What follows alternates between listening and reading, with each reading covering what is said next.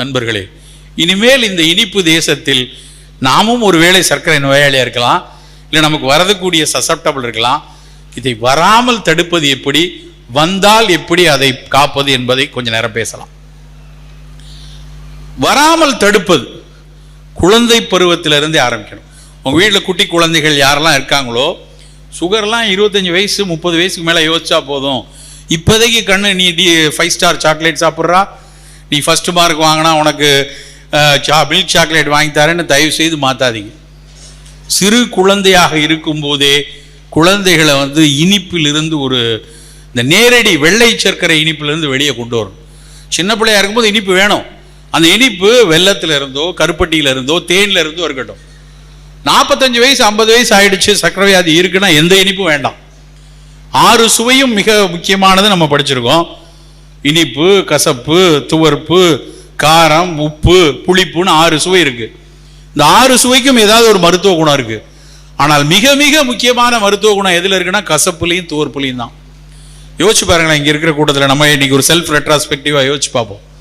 எத்தனை பேர் போன வாரத்தில் ஒரு வாரத்தில் கசப்பும் துவர்ப்புமான உணவுகளை தினசரி சாப்பிட்ருப்போம்? இருக்காது. அது என்ன சார் கசப்பு புரியுது, துவர்ப்புன்னு சொல்றீங்களா, அது என்னதுன்னு பல பேருக்குள்ள கேள்வி ஓடிட்டு இருக்கும். பல பேருக்கு துவர்ப்புங்கிற சுவையை மறந்து போச்சு. வாழைப்பூ, வாழைத்தண்டு, நெல்லிக்காய் இதுல எல்லாம் இருக்கிறது தான் துவர்ப்பு. நாக்கில் விறுவிறுன்னு இருக்கணும் சாப்பிடும் போது. அந்த துவர்ப்பு சுவையிலையும் கசப்பு சுவையிலையும் தான் சர்க்கரையை கட்டுப்படுத்தக்கூடிய பல விஷயங்கள் இருக்கு. ஏன் பாகக்காயை கொண்டாடுறோம்? அதனுடைய கசப்பு சுவை. ஒரு விஷயம் தெரியுமா, நம்ம எல்லாம் காய்ச்சலுக்கு பயன்படுத்துகிற நிலவேம்பு குடிநீர் சர்க்கரைக்கும் மிகச்சிறப்பானது. நிலவேம்பு ஈரல் நோய்களுக்கும் சர்க்கரை நோய்க்கும் பயன்படுதுன்னு பல ஆய்வுகள் சொல்லியிருக்கு. காரணம் அதில் இருக்கக்கூடிய அதீத கசப்பு. சித்த மருத்துவத்தில் ஆயுர்வேதத்தில் பஞ்சதிக்தம் அப்படிப்பாங்க. பஞ்சதிக்த கிருதம்னு ஆயுர்வேதத்தில் சொல்லுவான். நாங்கள் 5 விதமான கசப்புகளை பயன்படுத்துவோம். அது என்னன்னா கருவேப்பிலையில் இந்த கருவேப்பிலை, வேப்பிலை, நிலவேம்பு, சர்க்கரை வேம்பு, சிவனார் வேம்பு 5 கசப்பும் சர்க்கரையை கட்டுப்படுத்தக்கூடியது. பல ஆய்வுகள் சொல்லியிருக்கு. அப்போ நம்ம உணவுல தினசரி ஏதாவது கசப்பு சுவை உள்ள உணவு இருக்கணும். சர்க்கரை கட்டுப்படணும்னு நினைச்சா தினம் ஏதோ ஒரு கசப்பு. சார் தினம் பாவக்காய் சாப்பிட முடியுமா? வேண்டாம். ஒரு நாள் வெந்தயப்பொடி சாப்பிடுங்க, ஒரு நாள் கருவேப்பிலை துவையல் அரைச்சிக்கோங்க, ஒரு நாள் சுண்டைக்காய் வற்றல் எடுத்துக்கொள்ளுங்க, ஒரு நாள் சுண்டைக்காய் குழம்பு எடுத்துக்கோங்க. கண்டிப்பா அந்த கசப்பு அன்றைய தேதியில ஒரு சர்க்கரையை கட்டுப்படுத்துவதற்கு உதவி செய்யும். சார் எங்க வீட்டில் பாவக்காயில தான் சார் கண்டிப்பா செய்வாங்க. ஆனா பாவக்காய் அமிர்தமா இருக்கும். எங்க வீட்டில் பாவக்காய் நல்லா எண்ணெயில வதக்கி கொஞ்சம் வெல்லத்தை போட்டு தேனை போட்டு பாவக்காய் மாதிரியே இருக்காது சார் அப்படின்னு சொல்ற ஆளுங்கெல்லாம் இருக்காங்க. பயங்கர முட்டா பையன் அவன். பாவக்காய் கசப்பா இருக்கணும், பொரியல் கசப்பா தான் இருக்கணும். அதுல போய் வெல்லத்தை போட்டு அதுல போய் எண்ணெயில பொரிச்சு அதனுடைய சுவை மட்டுமல்ல அதனுடைய மருத்துவ குணத்தையே இழந்துருவோம். வெந்தயத்தை வறுத்து பொடி பண்ணி பாட்டிலில் வச்சு நம்மளுடைய சாப்பிட்ற இடத்துல வச்சிடணும்.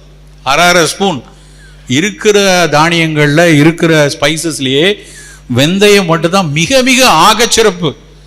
வெந்தயத்துல கரையும் நாரும் இருக்கு, கரையாத நாரும் இருக்கு. Soluble fibre, insoluble fibre. Soluble fibre இதயத்துல மாரடைப்பு வராமல் தடுக்கும். இன்சாலிபிள் ஃபைபர் மலத்தை தள்ளும், குடலுக்குள்ள போய் நீரை பூரா உறிஞ்சி வெளியே தள்ளிடும். பல சர்க்கரை நோயாளிகளுக்கு மலச்சிக்கல் மிகப்பெரிய பிரச்சனை. கேஸ்ட்ரோ பாரசிஸ்மாங்க. எதையாவது போட்டால் தான் சார் போகும். நான் டல்கோலாக்ஸ் போடவா, டுஃபலாக் போடவா, இல்லை நான் பொன்னாவரையை சாப்பிடவா, நிலவாகையை சாப்பிடவா, காயம் மாத்திரை வாங்கி சாப்பிட்றேன். பல டயபெட்டிக் பீப்புள் செய்து கொண்டு இருக்கிறார்கள். காரணம் என்னன்னா ஃபைபர் இல்லை. தினம் வெந்தயம் 10 கிராம் எடுத்துக்கொண்டிருந்தா கசப்பும் கிடைக்கும், மலமும் வெளியே நல்லா ஃப்ரீயா போகும். நண்பர்களே, முதலில் 6 சுவையில கசப்பும் துவர்ப்பும் நமக்கு உணவுல ஏதாவது ஒரு ஃபார்ம்ல இருந்து கொண்டே இருக்கான்னு பார்த்துக்கொள்ளணும். காலையில எடுக்கக்கூடிய பானம், காஃபி டீ இல்லாம இருக்க முடியாது. எல்லோருக்கும் காலையில எழுந்தா ஏதோ ஒன்று குடிக்கணுங்கிறது மரபு பழக்கம் ஆயிடுச்சு. ஆனா நாம் கொஞ்சம் தேர்ந்தெடுக்கணும். நம்ம ஏன் தினமும் டீ மட்டும் குடிக்கணும்? வேற ஏதாவது முயற்சி பண்ண. டீயும் ஒரு மூலிகை கஷாயம் தான். சீனத்தினுடைய மூலிகை கஷாயம் தான் இன்னைக்கு தேநீரா வந்திருக்கு. அப்படி நம்ம ஊர்ல எவ்வளவு மூலிகைகள் இருக்கு. ஆவாரம்பூ என்று ஒரு பூ, வறண்ட மானாவாரியாக மழை இல்லாத அதுல எல்லாம் பூத்து குலுங்கி கொண்டிருக்கும். அந்த ஆவாரை பூத்திருக்க சாவாரை கண்டதுண்டோ என்று சித்த மருத்துவம் சொல்லுது. ஆவாரை பூத்திருக்க சாவாரை கண்டதுண்டோ, ஒரே வரி, எவ்வளவு பெரிய அர்த்தம் அதுல இருக்கு. ரெகுலரா ஆவாரம் போய் எடுத்தா ஏதோ ஒரு பயன் இருக்கும். சித்த மருத்துவத்தில் ஆவாரை குடிநீர் என்று ஒரு குடிநீர் இருக்கு. தேரன் குடிநீர், தேரன் எழுதுன ஒரு குடிநீர், ஒரு 7 மூலிகைகள் அதில் சேர்க்கிறாங்க. ஆவிரை கொன்றை நாவல் அலைகடல் முத்தம் கோஷ்டம் மேவிய மருதத்தோலும் மிருதிட ரொக்க கொண்டு காவிரி நீரும் வற்றும் கடல் நீரும் வற்றும் தானேன்னு ஒரு பாட்டு. என்னடா இது பாட்டு? ஆவாரை கொன்றை நாவல் அலை கடல், கடல் எழுஞ்சில் அதனுடைய பேரு, முத்தம் முத்தகாசு, கோஷ்டம் மருதம், இவையெல்லாம் சேர்ந்து கஷாயமா போட்டு நீங்க குடிச்சீங்கன்னா காவிரி நீரும் மற்றும் கடல் நீரும் மற்றும். அது என்ன காவிரி நீர்? காவிரி நீர் இனிக்கும். அன்னைக்கு டயபெட்டிக்கை கண்டுபிடிச்சதே எப்படி, யூரின் இனிப்பா இருக்கா, காவிரி நீர் மாதிரி யூரின் இருந்ததுன்னா உனக்கு சர்க்கரை வெளியே போகுதுன்னு அர்த்தம். அந்த காலத்தில் மன்னர்கள் எல்லாம் யூரின் டேஸ்டர்ஸ்னு கொஞ்சம் பேர் வச்சிருந்தாங்களாம். தினம் காலையில் எந்திரிச்சு ஐயாவோட யூரின் எடுத்து கொஞ்சம் வாயில வச்சு பார்க்கணும், இனிப்பா இருக்குன்னா ஐயாவுக்கு சர்க்கரை கூடுது, அப்படிதான் கண்டுபிடிச்சிருக்காங்க. யூரின் டேஸ்டர்ஸ்ன்னு நம்ம ஊர்ல எப்படி உண்டு காட்டிகள்னு இருந்தாங்களோ, மன்னருக்கு கூட இருப்பாங்க உண்டு காட்டிகள்னு, அது மாதிரி உண்டு காட்டிகள்னா சாப்பிட்டு பார்த்து விஷம்லாம் இல்லை நீ சாப்பிடலாம் அப்படின்னு சொல்ற உண்டு காட்டிகள். அது மாதிரி யூரின் டேஸ்டர்ஸ், அந்த யூரின் டேஸ்டர்ஸ் வெளிநாடுகளில் இருந்திருக்காங்க.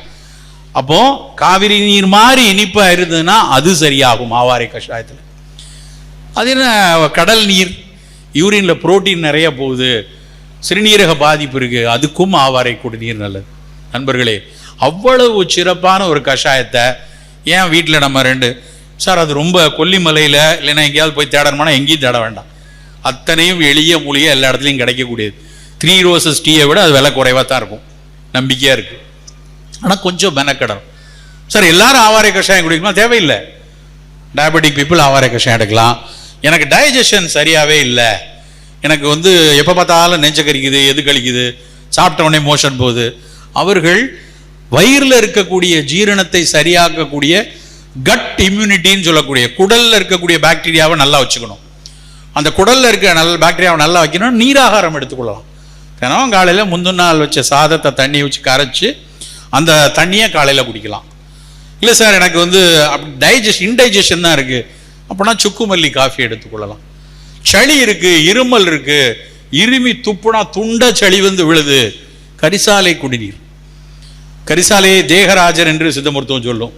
தேகரா சச்சுரதம் தில்லிய நேர் நேர் கூட்டி பாகமுற காய்ச்சி பருகுவார் காகம் உண்ணும் சளி தீரும் காணே பாட்டு.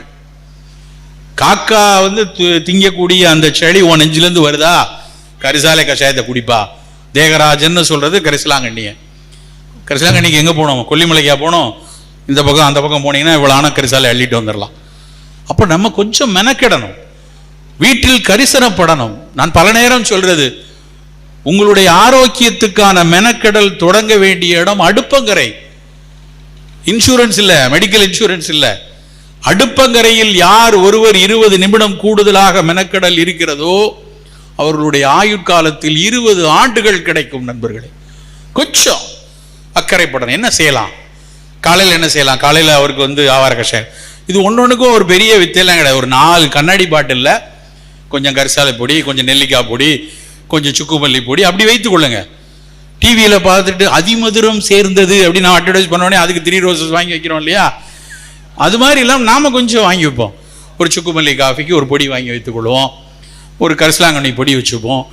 தேநீரை அப்படி பயன்படுத்தும். இல்லை சார் இதெல்லாம் எனக்கு பிடிக்காது, நான் தேநீர் தான் குடிப்பேன். குடிங்க, தேநீர் மிகச் சிறப்பானது, சந்தேகமே இல்லை. ஆனால் தேநீரை எப்படி குடிக்கணும்னு தெரியணும். சார் தேநீர் போட்ட பிரதமராக இருக்கிற நாடுல இன்னைக்கு தேநீரை எப்படி குடிக்கணும்னு உங்களுக்கு தெரியலையான்னு கேட்கக்கூடாது. பல பேர் நம்ம வீட்டில் சாப்பிட்றது தேநீர் கிடையாது, தேயிலை பாயாசம். அதான் நம்ம குடிக்கிறோம் இல்லையா? தேயிலை பாயாசம் தான். பாலை நல்லா தரன்னு கொதிக்க வச்சு அதில் தேயிலையை போட்டு சர்க்கரையை போட்டு அப்படியே கோல்டன் எல்லோ கலரில் கொண்டு அதை வடிகட்டி அப்படி எங்கள் வீட்டு டீ எப்படி இருக்கும் தெரியுமா? அதுக்கு பேர் டீயே கிடையாது, அது தேயிலை பாயாசம். நமக்கு தேவை தேயிலை பாயாசம் கிடையாது, தேநீர். தேநீர் குடிக்கணும்னா நல்லா கொதிக்கிற தண்ணியில் தேயிலையை போட்டு மூடி வச்சிடணும். ஒரு 3 நிமிடம் கழிச்சு எடுத்து வடிகட்டி குடிச்சா அதுக்கு பேர் தான் தேநீர். அதில் இனிப்பு செய்யக்கூடாது. ஒருவேளை உங்களுக்கு தேவைன்னா கொஞ்சம் போல வெல்லம் போட்டுக்கலாம், சுகர் போடாதீங்க. கருப்பட்டி போட்டு தேன் போட்டு தேயிலை அப்படி குடித்து பாருங்கள் நண்பர்களே. அது கொடுக்கக்கூடிய உற்சாகம் உங்களுக்கு லேசில் மிகப்பெரிய அளவில் நமக்கு உடலுக்கு நன்மை கொடுக்கும். நினைச்சு பார்க்க முடியாத அளவுக்கு அந்த தேயிலை கஷாயம் புற்றுநோய் வரைக்கும் தடுக்குங்கிறான், சர்க்கரையை கட்டுப்பாடுங்கிறான். ஆனால் அந்த தேயிலையில பால், உலகத்திலேயே தேயிலையில பால் சேர்க்கிற கூட்டம் நம்ம மட்டும்தான். ஃப்ளைட்டில் போகிறவங்களுக்கு தெரியும். நம்ம மூஞ்ச பார்த்தவனே மட்டும் சார் பால் ஊற்றணுமான்னு கேட்பான். மற்றவங்களுக்கெல்லாம் அப்படியே தேயிலைன்னா அப்படியே தேயிலை, காஃபினா காஃபியை ஊற்றிட்டு போயிட்டே இருப்பான். ஏன்னா நாம் மட்டும்தான் அதில் பாலை ஊற்றிட்டு இருக்கோம். இப்போ ஒரு ஆள் இழுத்துக்கிட்டு இருக்காருன்னு வச்சுங்க, பேரம்பேத்திலாம் வாயில் பால் ஊற்றுங்க அப்படிம்பாங்க. அது பால் ஊற்றுனோடனே அது மூச்சு குழலில் போய் டப்புன்னு தாத்தா போயிடுவார். நம்ம எல்லாம் என்ன செய்வோம், பார் பேரன் ஊற்றுனோடனே இழுத்துட்டு கிடந்தது போயிட்டார் பார்ப்பாமா, உண்மையிலே கொண்டிருப்பான். பாலை ஊற்றுனோடனே மூச்சு குழலுக்குள்ளே போய் செத்துருவார் அவர். அது தெரியாம நம்ம அதே மாதிரி தேயிலையில பால் ஊத்துனீங்கனாலும் தேயிலை செத்து போயிடும். அதனுடைய பல நல்ல குணங்களை அதை இழந்து விடும். ஸோ தேநீர் குடிச்சா பிளாக் டீ, கிரீன் டீ, இல்லைன்னா வேற ஏதாவது சின்னமான் போட்டு லவங்கப்பட்டை போட்டு தேநீர். உங்களுடைய காலை பானம் ஃபங்க்ஷனல் பிவரேஜா இருக்கணும். ஃபங்க்ஷனல் பிவரேஜ், ஃபங்க்ஷனல் ஃபுட் அப்படின்னா என்ன அர்த்தம்னா, உற்சாகத்தை தாண்டி உடலுக்கு ஏதாவது ஒரு வகையில் மருத்துவ குணம் கொடுத்தாதான் அது functional beverage. That could be ஒரு நீராகாரமாக இருக்கலாம், ஒரு ஆவாரை கஷாயமாக இருக்கலாம், சுக்குமல்லி காஃபியாக இருக்கலாம், இல்லை கரிசலாங்கண்ணி காஃபியாக இருக்கலாம். இது மாதிரி ஒரு பானம் எடுத்துக்கணும். சரி, காலை சாப்பாடு டீலாம் குடிச்சாச்சு சார், சக்கரை வியாதி காலை சாப்பாடு என்ன சாப்பிட்லாம்? காலை சாப்பாடு அப்படின்னாலே நமக்கு எல்லாரும் ஞாபகம் வருது இட்லி, வடை, பொங்கல், மசால் தோசை, பூரி, புட்டு. இதெல்லாம் வேணாம். இதெல்லாம் நம்ம இது இட்லியும் வடையும் எப்படா சேர்ந்துச்சு நான் பல நாள் யோசிச்சிருக்கேன். இது எனக்கு சம்மந்தமே இல்லாமல் இந்த ரெண்டும் கனெக்டடாக இருக்க. இந்த ஹோட்டலில் போனாலும் வடை இட்லி அப்படின்னு கேட்குறேன். இந்த வடை இட்லி, வடை முன்னாடியே வந்தது. உளுந்து தலை பெய்தின்னு சங்க காலத்திலே எழுதியிருக்கான். உளுந்துல வடை செய்கிறது 2000 வருஷத்துக்கு முன்னாடி உள்ளது. இட்லி 13ஆம் நூற்றாண்டில் தான் வந்துச்சு. அதுவும் இந்தோனேஷியாவிலிருந்து வந்தது, நமக்கு இந்தியாவில் உள்ளது கிடையாது. இந்தோனேஷியாவில் பல்லவ மன்னர் இந்தோனேஷியா பொண்ணை கல்யாணம் பண்ணுறாரு. இந்தோனேஷியாவிலேருந்து வந்த சமையல் கலைஞர்கள்லாம் சேர்த்து அனுப்பி விடுறாரு மாமனார் வீட்டுக்கு. அந்த சமையல் கலைஞர்கள் அவர்கள் அரிசியை ஆவியில் வந்தக்கூடிய கலையை வைத்திருந்தாங்க. நம்ம ஊரில் உளுந்தும் சேர்ந்து இருந்தது. சரி, சேர்த்து இட்லி ஆக்கிட்டாங்க. 13ஆம் நூற்றாண்டில் தான் இட்லி வந்துச்சு. 15ஆம் நூற்றாண்டில் தான் தோசை வந்துச்சு. கர்நாடகாவில் ஒரு இலக்கியம் மறந்துட்டு அவங்க தான் முதல்ல தோசையை பற்றி எழுதுறாங்க. அதுக்கு முன்னாடி வரைக்கும் நம்ம இதெல்லாம் சாப்பிட்டதில்லை. என்ன சாப்பிட்டோம்? சிறுதானிய உணவு எடுத்தோம். திணை அரிசியில் சோறு சாப்பிட்ருக்கோம். வரகரிசியில் ஔவையார்கிட்ட கேட்குறாங்க, நீ மிகப்பெரிய தமிழ் மூதாட்டி, உனக்கு ஏதாவது நல்ல விருந்து கொடுக்கணும் அப்படின்னு மன்னர் சொல்கிறார். உடனே ஔவையார் எனக்கு தலைப்பாக்கட்டி பிரியாணி வேணும்னு கேட்கல. அந்த அம்மா என்ன கேட்டுச்சு? வரகரிசி சோறும் வழுதுனங்காயும் மொரவென புளித்த தயிரும் தா. ஔவையாருடைய தனிப்பாடல்கள் இருக்கு. வரகரிசி சோறும் வழுதுனங்காயும் மொரவென புளித்த தயிரும் தா. இது கற்பனையா இருக்குன்னே வச்சுப்பான். அந்த புலவனுடைய கற்பனைன்னு எடுத்துக்கிட்டா, புலவன் என்ன தனியாக உட்காந்து கற்பனை பண்ணுவான்? அவன் என்ன நினச்சிருப்பான்? அன்னைக்கு இருந்த ஸ்பெஷல் ஃபுட்டெல்லாம் சேர்த்துருக்கலாம். இல்லை, கற்பனை இல்லை. ஔவையார் ஒரு விளிம்பு நிலை மனுஷிகளுக்காக, மனிதர்களுக்காக போராடியவர். அப்போ விளிம்பு நிலை மனிதர்கள் அன்றைக்கு ஆரோக்கியமாக சாப்பிட்ட உணவாக அது இருக்கணும். எப்படி எடுத்தாலும் வரகரிசி சோறு அவ்வளவு முக்கியமான ஒரு உணவாக நம்மகிட்ட இருந்தது. அப்போ காலை உணவில் சிறுதானியத்தில் ஏதாவது உணவு இருக்கட்டும். இல்லை, சர்க்கரை ரொம்ப இருக்கு, நான் உடனே குறைத்தாக வேண்டும் என்றால் சிறுதானியம் கூட வேண்டாம். காலையில் நீங்கள் சாப்பிட்றதுல நல்ல சுண்டல், ராத்திரி படுக்கும்போது ஒரு கப்பு சிவப்பு கொண்டக்கடலையோ வெள்ளை கொண்டக்கடலையோ தண்ணி விட்டு வச்சுட்டு மறுநாள் காலையில் குக்கர்லேயே எல்லாம் உள்ள வேக வச்சு எடுத்து துளி மிளகுத்தூள் கொஞ்சம் கொத்தமல்லி இலை போட்டு சாப்பிட்ருங்க. சுண்டல், ஒரு முட்டை இல்லை 2 முட்டை. இல்லை சார் நான் முட்டை சாப்பிட மாட்டேன், பன்னீர் துண்டு இல்லை சோயா டோஃபு ஏதாவது, ஏன்னா புரதம் வேணும் சர்க்கரை வியாதிக்கு. அப்போ இது மாதிரி ஒரு பன்னீர், கொண்டக்கடலை, ஒரு பெரிய கப்பில் சூப், எல்லா காய்கறிகளும் போட்டு சூப். இந்த 3 தான் காலையில் உணவாக சாப்பிடணும். நான் இப்படி தான் ஒரு நாள் ஒரு கூட்டத்தில் இப்படி வேகமாக சொல்லிட்டு இருக்கேன். ஒருத்தர் இருந்துச்சு, சார் இதெல்லாம் பிஃபோர் ஃபுட்டா ஆஃப்டர் ஃபுட்டான்னு கேட்குறாரு. ஏன்னா அவங்களுக்கு சூப்பு சுண்டல் அப்படின்னா ஒன்று பிஃபோர் ஆர் ஆஃப்டர் தான். அதுக்கப்புறம் இட்லி தோசையெல்லாம் யார் சாப்பிட்றது அப்படின்னு. இதுதான் சாப்பாடு, காலை சாப்பாடு. இப்படி சாப்பிட்டா 11 மணிக்கு பசிக்குமே, பசித்தால் நல்லது. 11:30 மணிக்கு பசிச்சதுன்னா பையிலிருந்து கொய்யாப்பழத்தை எடுத்து சாப்பிடுங்க. நான் என் மருத்துவமனையில் 11:30 மணிக்கு கொய்யாப்பழம் வெட்டி சாப்பிடுவோம். 11:30 மணிக்கு கொய்யாப்பழம் எடுத்துக்கோங்க, ஆப்பிள் எடுத்துக்கொள்ளுங்க, ஏதாவது ஒரு கப் மோர் குடிங்க, இல்லை ஒரு தேநீர் குடிங்க, அது மிகச்சிறப்பு. மதிய உணவு எடுக்கும்போது நிறைய காய்கறி, நிறைய கீரை. புலால் சாப்பிட்றதா இருந்தால் மீன், முதல் சாய்ஸ் வந்து மீன், ரெண்டாவது சாய்ஸ் மட்டன், மூணாவது சாய்ஸ் உங்கள் ஊர் பக்கத்தில் காங்கேயத்தில் எல்லாம் ரொம்ப ஸ்பெஷல் கோழி வந்து கடக்நாத் கோழிம்பாங்க, கருப்பு கோழி. காங்கேயம் தானே ரொம்ப முக்கியமான ஊர், நாங்கள் படிப்பாங்க எல்லாம். அது வந்து அந்த காலில் வந்து ஷூ போட்ட மாதிரி இருக்கும் அந்த கோழிக்கு. அதனுடைய சதை வந்து கருப்பு கலரில் இருக்கும். பல தசை நோய்களுக்கு அந்த கடக்நாத் கோழியை வாங்கி கொக்குடாதி சூரணம்னு ஒன்று சித்த மருத்துவத்தில் செய்வோம். அவ்வளோ முக்கியமானது. அதை வாரத்துக்கு ஒரு நாள் 2 நாள் நம்ம சாப்பிட்டுட்டு போகலாம். மதிய உணவில் சோறு குறைவாக இருக்கணும். இந்த ராஜ்கிரண் ஒரு படத்தில் அப்படி குவிச்சு அரிசியை போட்டு மேலே வந்து அப்படி அருவி மாதிரி குழம்பை விட்டு கவளமாக உருட்டி, அதெல்லாம் வேணாம். சோறு இனிமேல் மிக குறைவாக இருக்கணும். பெண்களுக்கெல்லாம் நான் பல கூட்டத்தில் சொல்கிற செய்தி தான். உங்கள் வீட்டில் அன்னக்கரண்டின்னு ஒன்று இருக்கு இல்லையா? இன்னைக்கு இந்த மீட்டிங் முடிச்சு வீட்டுக்கு போகும்போது போய் அந்த அன்னக்கரண்டியை எடுத்து கிழக்கு பக்கமாக நின்று 3 தடவை தலையை சுற்றி எரிஞ்சிருக்கேன். ஏன்னா அந்த அன்னக்கரண்டியை பார்க்கும்போது இந்த பிடபிள்யூடி ஆஃபீஸில் யூஸ் பண்ணுற பொக்லைன் எந்திர மாதிரி இருக்கும். எனக்கு பாலமாக சோறை வச்சு வச்சு தமிழ்நாட்டில் பாதி பேரை சக்கரை வியாதி ஆக்கிட்டாங்க. அதுவும் வெள்ளை வெள்ளையார் சோறு. மறுசோறு வாங்கலைன்னா கோச்சிப்பாங்க. என்ன எந்திரிச்சிட்டீங்க, மறுசோறு வாங்கலை, ஒரு சோறே போதும், அதுவே அதிகம். இனிமேல் உங்கள் வீட்டில் மறுசோறு வீட்டுக்காரர் கேட்டாலும் கொடுக்காதீங்க.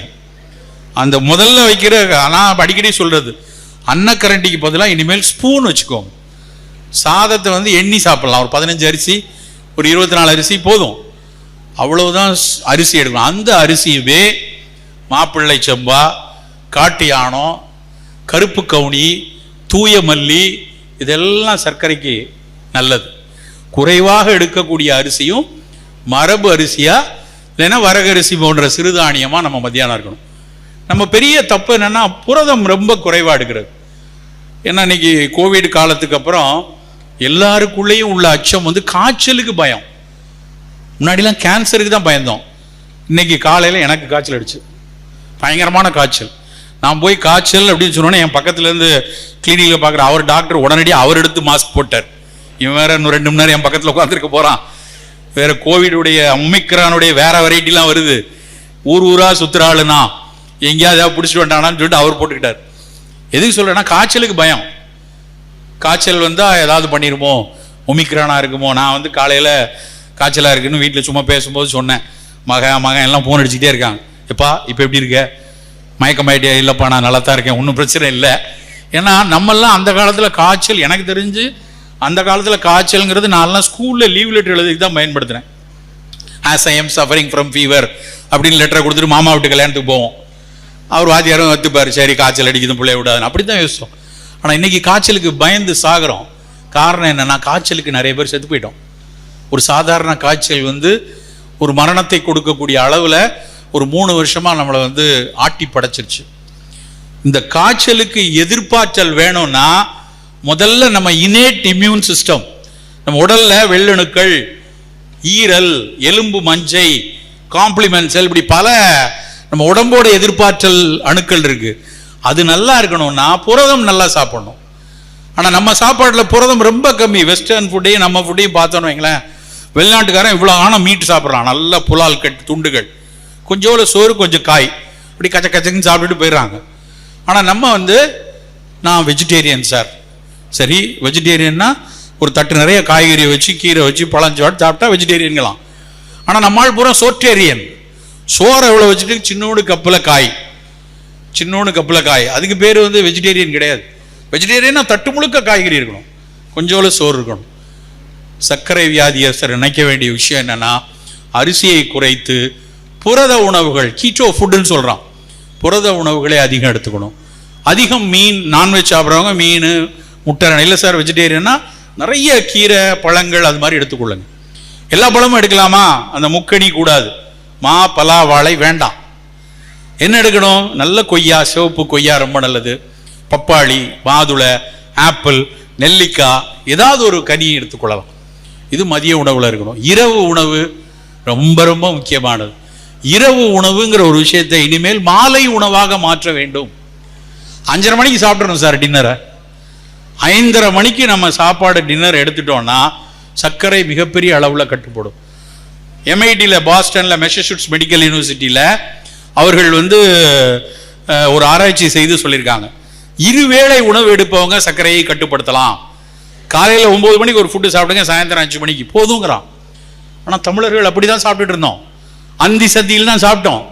நடுவில் எப்படி இந்த சாம்பார், ரசம், வடை, அவியல், பொரியல், கூட்டு பொரியல், மத்தியானம் ஒரு கட்டு கட்டிட்டு அப்புறம் ராத்திரி போய் டின்னர், ஒரு கல்யாண வீடு இல்லைன்னா எங்கேயாவது போய் விருந்து உணவுன்னு சாப்பிட்டா வரிசையாக 20 பலகாரம் 25 பலகாரம் சாப்பிட்றோம். நைட்டில் மிக எளிய உணவு, மிக ஆகச்சிறந்த உணவு கோதுமை ரவை கிச்சடி. எல்லா காய்கறியும் போட்டு கோதுமை ரவை கிச்சடியை உங்கள் வீட்டில் சர்க்கரை நோயாளிகள் இருந்தால், இல்லை உங்கள் வீட்டில் சர்க்கரை நோயாளி வருவதற்கு வாய்ப்பு இருந்தால், இரவு உணவு கோதுமை ரவை கிச்சடி, இல்லை சிறுதானிய அடை, இல்லை கோதுமை சப்பாத்திக்கு தால். சார் நான் சப்பாத்தி தான் சாப்பிட்றேங்கிறாங்க. நான் ஒரு ஃப்ரெண்டுகிட்ட கேட்குறேன், அவர் சப்பாத்தி தான் சாப்பிட்றாரு. ஆனால் என்னென்னா தொட்டுக்கிறதுக்கு இவ்வளோ ஆன கிரேவி. அது பார்த்தீங்கன்னா முந்திரி பருப்பு, தக்காளி பழம் எல்லாம் போட்டு அரைச்சி அதில் உருளைக்கிழங்கு, பீட்ரூட்டு, கேரட் எல்லாம். அதுக்கு பேர் அது உடலை மிகப்பெரிய அளவில் கலோரியை கூட்டும். கோதுமை புல்கா எடுத்தோன்னா கூட நல்ல தால் மட்டும், தால் கறி மட்டும், பருப்பு மட்டும் வைத்து எடுத்துக்கொள்ளக்கூடிய பழக்கம் வைத்துக்கொள்ளணும். நண்பர்களே, நம்முடைய உணவு திட்டத்தில் மிக மிக மிக அக்கறையாக இருக்கணும். ஒரு ஸ்பைசஸும் ஏதாவது வகையில் நமக்கு ஒரு பயன் கொடுக்கக்கூடியது. அது வெறும் மனம் கொடுக்கறது மட்டும் இல்லை. அன்னாசி பூ அப்படின்னு கேள்விப்பட்டிருப்பீங்க. தக்கோலம்னு பேர். பிரியாணிக்கு மேலே நட்சத்திர வடிவத்தில் வைப்பாங்க. அது வெறும் மனத்துக்காக இல்லை. அந்த அன்னாசி பூ தக்கோலத்தில் இருந்து தான் இந்த ஃப்ளூ காய்ச்சலுக்கு வந்திருக்கிற டாமி ஃப்ளூ மாத்திரையை கண்டுபிடிச்சிருக்காங்க. டாமி ஃப்ளூ எதுலேருந்து வருதுன்னா ஷிகிமிக் ஆசிட். அந்த ஷிகிமிக் ஆசிட் எதுலேருந்து எடுத்திருக்காங்கன்னா அன்னாசி பூலேருந்து எடுத்திருக்காங்க. நம்ம கிட்ட அப்படி எத்தனை விஷயம் இருக்கு. கருஞ்சீரகம் இஸ்லாத்தில் கொண்டாடிய ஒரு பொருள் அப்படின்னா கருஞ்சீரகம் தான். ப்ரொஃபட் என்ன சொல்றாங்க? மரணத்தை தவிர மற்ற அனைத்தையும் குணப்படுத்தக்கூடிய ஒரு இதுன்னா அது கருஞ்சீரகம்னு சொல்றாங்க. இன்றைய அறிவியல் ஆய்வு அந்த கருஞ்சீரகம் எப்படி ட்ரிபிள் நெகட்டிவ் பிரஸ்ட் கேன்சர்ல உதவி செய்யுது அப்படின்னு ஆய்ந்து அறிந்து சொல்கிறார்கள். இப்போ இன்னைக்கு நடக்கிற ஆய்வுகள் பல புற்றுநோய்களுக்கு ஒரு கூடுதலாக, துணையாக, காம்ப்ளிமெண்டரியாக பயன்படுத்துறதுக்கு கருஞ்சீரக எண்ணெய் பயன்பட்டு வருது. சீரக தண்ணி குடல்ல இருக்கக்கூடிய அத்தனை பாக்டீரியாவுக்கும் நல்லது. இப்படி ஏதாவது ஒரு ஸ்பைசஸ் நம்ம உடம்புல, நம்ம உணவு பழக்கத்தில் ஒரு குருமாவாகவோ தேநீராகவோ ஒரு விதத்தில் இருந்து கொள்ள வேண்டும். நண்பர்களே, இந்த இனிப்பு தேசத்திற்குள் நாம் நுழையாமல் இருக்க முதலில் கையில் எடுக்க வேண்டிய விஷயம் நம்முடைய உணவு திட்டம் தான். ரொம்ப இதெல்லாம் கேட்டுட்டு போயிட்டு நாளைக்கே போய் காலையில் பொங்கல், புரியோதரை அப்படின்னு ஆரம்பிச்சா அதில் பிரயோஜனமே கிடையாது. கண்டிப்பாக நான் இதை தான் சாப்பிடுவேன், இப்படித்தான் சாப்பிடுவேன்னு பிடிவாதம் யார் ஒருவர் பிடிக்கிறாங்களோ அவங்க கட்டுப்படுத்திடுவாங்க. எங்கள்கிட்ட ஒரு மாதத்துக்கு 5000 பேஷண்ட் நாங்கள் எங்கள் ஆஸ்பத்திரியில் எல்லா ஹாஸ்பிட்டலும் சேர்த்து பார்க்குறோம். அந்த 5000 பேரில் 1500 பேர் டயபெட்டிக் எங்கள் டேட்டா சொல்லுது. அந்த 1500 பேரில் ஒரு 300-350 பேர் தான் கட்டுப்பாட்டில் வச்சுருக்காங்க. அந்த 300 பேரும் ஏதோ நான் மாய மருந்து கொடுத்து கட்டுப்பாட்டில் வைக்கல, மருந்துகளோடு சேர்ந்து மிகச்சரியான உணவு பழக்கம் வச்சுருக்காங்க. நாங்கள் திரும்ப திரும்ப டேட்டா எடுத்து பார்ப்போம். ஏன் இவருக்கு கட்டுப்பாடாக இருக்குது? அவருடைய டயட் பிளானிங் கரெக்டாக இருக்கும். ஸோ மிகச்சரியான உணவு பழக்கத்தை வைத்துக்கொள்ள. ரெண்டாவது முக்கியமான விஷயம் உடல் பயிற்சிகள். பிசிக்கல் ஆக்டிவிட்டி ரொம்ப ரொம்ப ரொம்ப முக்கியம். சிறு வயதிலிருந்தே ஆடி ஓடி வளர்க்கக்கூடிய ஒரு பழக்கம் குழந்தைகள்ட்ட இருக்கணும். 3ஆம் கிளாஸ்லேயே நீட்டுக்கு சேர்த்து, ஜேஇக்கு சேர்த்து அவன் பாதி நேரம் அப்படியே உட்காந்துருக்கான் கம்ப்யூட்டர் முன்னாடி. எத்தனை வீட்டில் பிள்ளைகள் சென்னையில் கிளாஸ் ரூம்லேயே எழுதி போட்டிருக்காங்க JEE 4A நீட் 4B அப்படின்னு போட்டிருக்காங்க. எனக்கு அதை பார்த்தாலே கோவம் வருது. குழந்தை பருவத்தில் எதுக்காக இப்படியான ஒரு படிப்பு? பிள்ளைகள் ஓடி ஆடி வளரணும். ரொம்ப ரொம்ப முக்கியமான விஷயம். நம்ம வீட்டு பிள்ளைகள் தினசரி 1 மணி நேரமாவது விளையாடுறானான்னு பார்க்கணும். சார் அவன் ஒரு பக்கம் போக மாட்டான் சார், அவன் உண்டு, அவன் வேலை உண்டு, அப்படியே இருப்பான் அப்படின்னு நீங்கள் சொன்னீங்கன்னா அவன் ஒரு மனநோயாளியாக உருவாயிட்டு இருக்கான்னு அர்த்தம். திருன்னு ஓடிக்கிட்டு இருக்கான், நல்லா ஆடி பாடி மகிழ்ந்திருக்கான்னா அவன் நல்ல குழந்தையாக வெளியே வருவான்.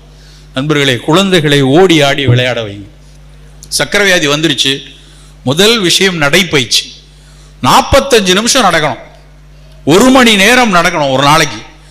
நடைன்னா உடனே 10 பேர் சேர்ந்து கையை காலை ஆட்டிட்டு எல்லாரும் ஒன்றாச்சு, எடப்பாடி என்ன பண்ணார் தெரியுமா, ஸ்டாலின் என்ன பண்ணார் தெரியுமா, அந்த படம், இப்படிலாம் கதை பேசிட்டு போகாதீங்க. நான் பல கூட்டத்தில் பார்த்துருக்கேன். 10 பேர் ஒன்றா நடப்பாங்க, ஊர்வலம் போகிற மாதிரி. அவங்க பேசுகிறதெல்லாம் மன பதட்டத்தை உருவாக்கக்கூடிய விஷயமா இருக்கும். அதுக்கு பேர் நடைப்பயிற்சி இல்லை. முடிந்த வரைக்கும் நடைப்பயிற்சியை தனியாக மேற்கொள்ளுங்க. அழகாக காதில் எத்தனை விஷயம். உங்களுடைய புத்தக கண்காட்சிக்கு பவாச்சலத்துறை வரார், என்னுடைய காதின் நண்பர் அவர் தான். நான் எப்போ நடக்கும் போதும் அவருடைய கதை ஒன்றை கேட்டுக்கொண்டே நடப்பேன். அவர் ஒரு பெரிய புத்தகத்தை 15 நிமிஷத்தில் அழகாக சொல்லிடுவார். பெருங்கதையாடல் பேசுவதற்காக வருகிறார். நண்பர்களை அவசியம் நீங்கள் அத்தனை பேரும் கேட்க வேண்டிய, நிறைய நண்பர்கள் வராங்க, முத்துநலன் வராங்க, மதுக்கூர் வராங்க, பவா வராரு. ஒவ்வொரு நாளும் 1 மணி நேரம் இதில் வந்து கேட்குற விஷயம் பல வகையில் உங்கள் வாழ்க்கையை மாற்றும். குறிப்பாக பவா செல்லத்துறையினுடைய கதைகள் பல விஷயத்தை மனசுக்குள்ள அப்படியே உற்சாகத்தை பொங்கி கொடுக்கும். ஒரு நாள் பவா இல்லையா, இன்னொரு நாள் பாம்பே ஜெயஸ்ரீயோட பாட்டு கேட்பேன், ஒரு நாள் அருணாசேரம் பாட்டு கேட்பேன், ஒரு நாள் வேற ஏதாவது ஒரு போட்காஸ்டில் வந்து 4 பேர் சேர்ந்து டிஸ்கஸ் பண்ணுவாங்க, அதை கேட்டுக்கொண்டு போவேன். அப்படி நீங்கள் கேட்டுக்கொண்டு 1 மணி நேரம் நடை. ஆணும் பெண்ணும் கண்டிப்பாக நடக்கணும். இது ஒன்று நடந்தால் மட்டும் போதுமா? போதாது. நடைக்கு அப்புறம் ஒரு 10 நிமிடமாவது உடல் பயிற்சி செய்யணும். தசைகளை வலுவாக்கணும். நல்ல டார்சிப்ளெக்ஷன், நல்ல காலை தட்டி தட்டி காலுக்கு எக்ஸசைஸ் பண்ணுறது, குவாட்ரிசெப்ஸ் எக்ஸசைஸ் பண்ணுறது, ஹாம்ஸ்ட்ரிங் எக்ஸசைஸ் பண்ணுறது, இப்படியான பயிற்சிகள் ரொம்ப ரொம்ப அவசியமான விஷயம். தினசரி ஒரு 10 நிமிடம் உடல் பயிற்சி, 5 நிமிடம் நல்ல மூச்சு பயிற்சி. இந்தியாவினுடைய மிகப்பெரிய ஆக பொக்கிஷமான விஷயம் வந்து நல்ல மூச்சு பயிற்சிகளை பல அறிஞர்கள் சிவானந்தால இருந்து ஆரம்பிச்சு இன்னைக்கு நிறைய பேர் மூச்சு பயிற்சியை கற்றுக் கொடுக்குறாங்க. உலகமே இன்னைக்கு மூச்சு பயிற்சிகளை எடுத்து பல நோய்களுக்கு பரிந்துரையாக செய்து கொண்டிருக்கிறது. அது பிறந்த இடத்தில் நாம் எத்தனை பேர் பயிற்சி செய்கிறோம்னு தெரியல. நம்ம பழகணும்.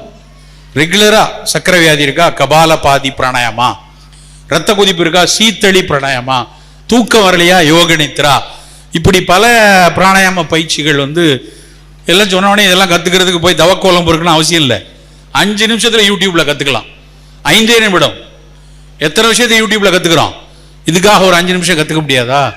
கற்றுக்கொள்ளலாம். அப்படி மூச்சு பயிற்சியை ஒரு 5 நிமிடம் வைத்துக்கொள்ளணும். இது எல்லாத்தையும் தாண்டி இந்த சர்க்கரை கட்டுப்பாடு இல்லாமல் போவதற்கான மிக மிக முக்கியமான காரணம் மன அழுத்தம். பல பேருக்கு மகிழ்ச்சிங்கிறதே இல்லை. நல்ல ஒரு இரவுல 7 மணி நேரம் தூங்கி காலையில் எந்திரிச்சோடனே அப்படி உற்சாகமா எந்திக்கிற மனநிலை இல்லைனாலே மன அழுத்தம் இருக்குன்னு அர்த்தம். காலையில் எந்திரிச்சோடனே ஐயோ பிரச்சனை விடிஞ்சிச்சா அப்படின்னு நினைச்சோன்னா நமக்குள்ள தவறு இருக்குன்னு அர்த்தம். இரவு வந்து அடிச்சு போட்ட மாதிரி தூங்கணும். சார் நான் 1க்கு போறதுக்கு 3 தடவை எந்திப்பேன், அவர் வந்து சுவிட்சை போட்டா எந்திரிச்சிருவேன், அப்படி நம்ம இருந்தோம்னா அதுக்கு வந்து அந்த தூக்கத்திற்கு வந்து பயன் கிடையாது. நல்ல 6 மணி நேரம் 7 மணி நேரம் தங்கு தடையற்ற தூக்கம், அன்இன்டரப்டட் ஸ்லீப் அப்படிம்பாங்க. எந்த தடையும் இல்லாமல் 7 மணி நேரம் தூங்கணும். 7 மணி நேரம் தூக்கம், 3/4 மணி நேரம் நடை, 10 நிமிடம் உடற்பயிற்சி, 5 நிமிடம் மூச்சு பயிற்சி, கூடவே உணவு பழக்கம் இருந்தால் இந்திய தேசத்தில் இந்தியர்களாகவே இருப்போம். இனிப்பு தேசமாக நாம் அதை மாற்ற மாட்டோம்.